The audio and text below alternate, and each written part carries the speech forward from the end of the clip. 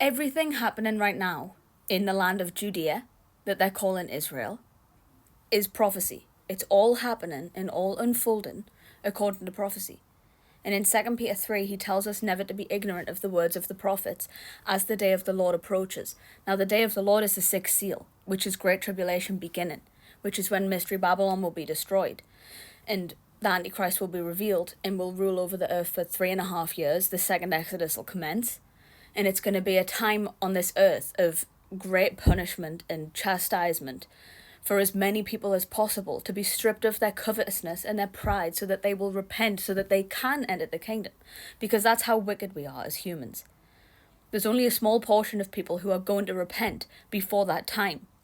Iniquity will be turned from Jacob, this group of people in the latter days, who become the very elect and fulfill the royal law. They fulfill the law. They have the love that fulfills the law, which is loving God and neighbour, which means keeping and teaching the Holy Covenant and never despising the prophets.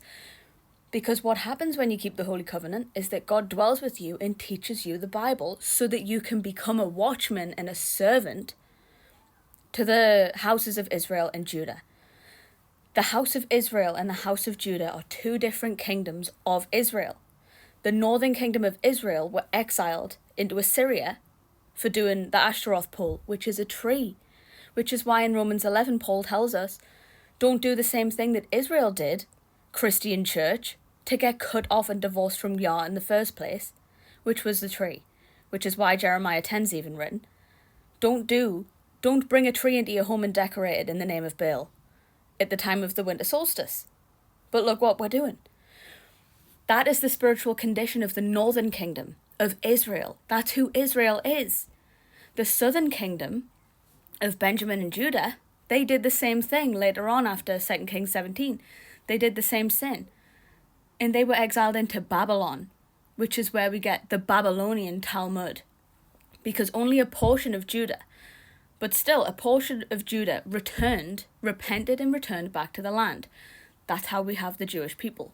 But a portion of that tribe of Judah, or southern kingdom, most of them, or a portion of Judah, stayed in Babylon, and warred with Babylon. And you're going to see this in Isaiah 47 and 48. They blended the ways of Babylon with the ways of Yah, which is where we get the Babylonian Talmud.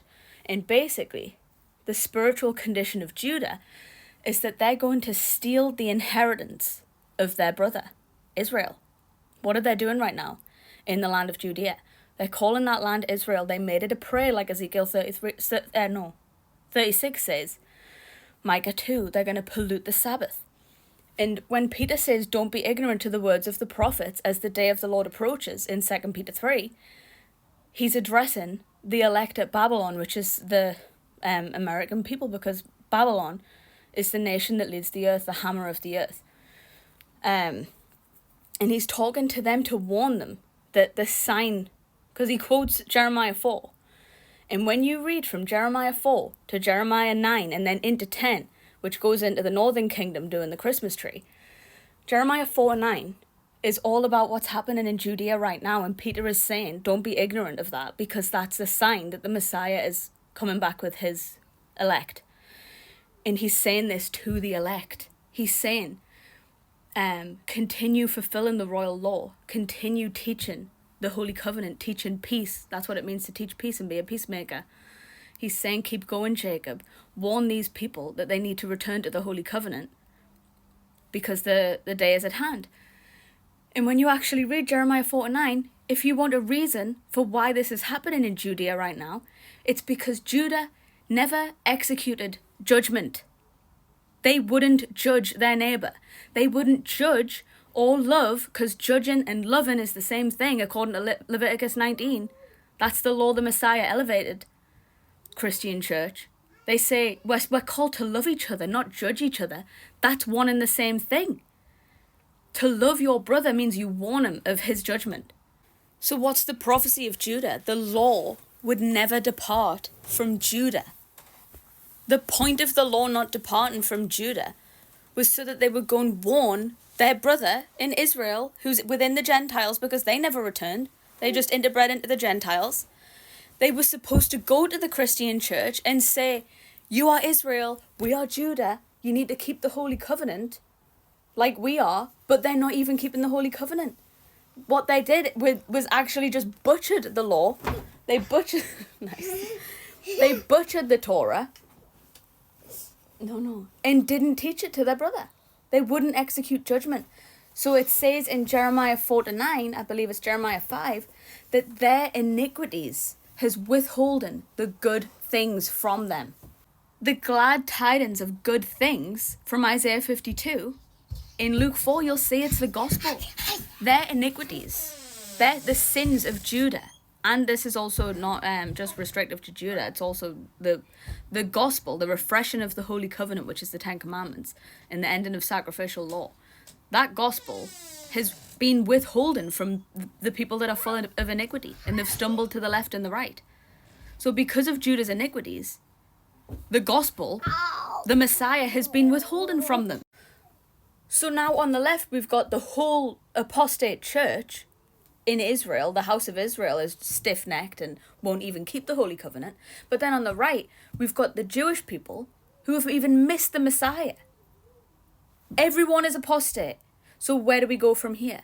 God raises up the very elect, a small group of people called Jacob his servant, the portion of Jacob who was not like the rest of them. They just listen to the full instruction of God, they get rid of covetousness and pride, and they repent. And they're called to go to the house of Israel and the house of Judah and warn them of their punishment. So ironically, Judah was supposed to come and find us in Israel, but what's happening is a portion of Jacob is being raised up to now go back to warn Judah, and that's the watchmen being spoken of in Jeremiah 49, that are going to warn Judah of why this is happening right now in their land. And there's so many more details that I could go into, but this was just meant to be a short video. Zephaniah 2, for example. Zechariah 14. Gaza will be forsaken at the same time as these watchmen being raised up to warn the Jewish people that they need to return to the Holy Covenant and acknowledge the Messiah. To tell them why this is happening. They put off judgment. They're full of iniquity. So they've missed the gospel. But it's also a sign to the Christian church, where this is Mystery Babylon, where the Christians and the Jews dwell together, where Ephraim and Judah dwell together in this great nation that leads the earth. Mystery Babylon is about to be destroyed after what happens here in Judea. There's a ceasefire happening right now, but it's about to get worse, according to prophecy. So do you believe prophecy, or do you despise prophecy? Because the only group of people in the latter days, as this is all happening, that don't despise prophecy is Jacob his servant. It's the holy brethren in 1 Thessalonians 5. Do you believe this book or not?